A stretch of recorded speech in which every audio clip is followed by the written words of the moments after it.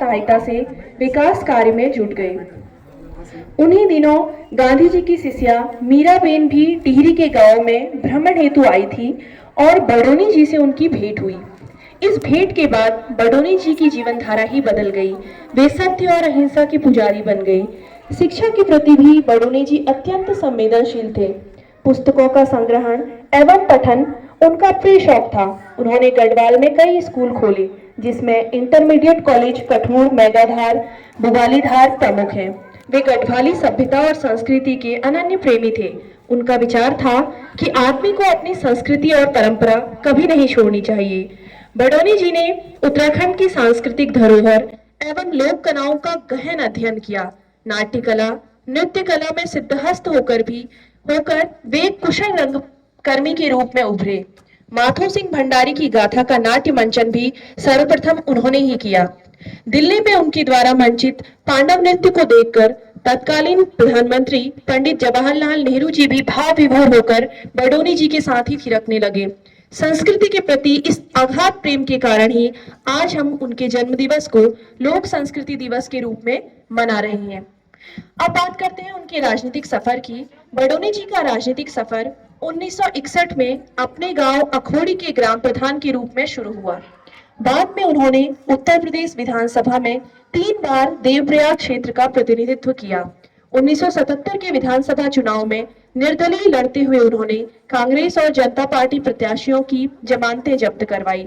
1980 में वे उत्तराखंड क्रांति दल के सदस्य बने।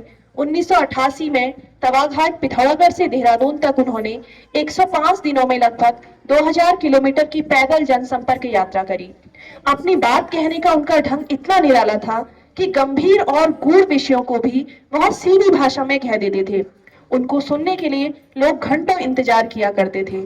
1994 के राज्य आंदोलन के वे सूत्रधार थे।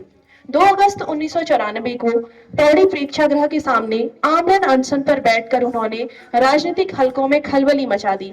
उत्तराखंड की संपूर्ण जनता इस महानायक के पीछे लामबंद हो गई।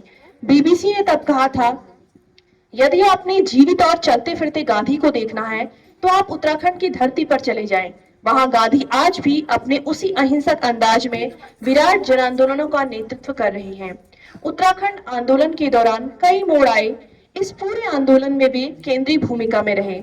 इस आंदोलन में उनके करिश्माई नेतृत्व, सहज सरल व्यक्तित्व, अटूट लगन, निस्वार्थ भावना और लोगों से जुड़ने की गजब क्षमता के कारण ही बीबीसी और वॉशिंगटन पोस्ट ने उन्हें उत्तराखंड का गांधी की संज्ञा प्रदान की।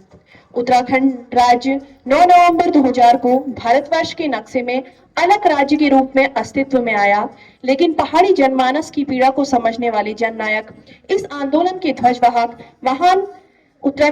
महान वीर उत्तराखंड राज्य का सपना आंखों में संजोए इससे पहले ही 18 अगस्त 1999 को विठल आश्रम ऋषिकेश में चिर निद्रा में सो गए।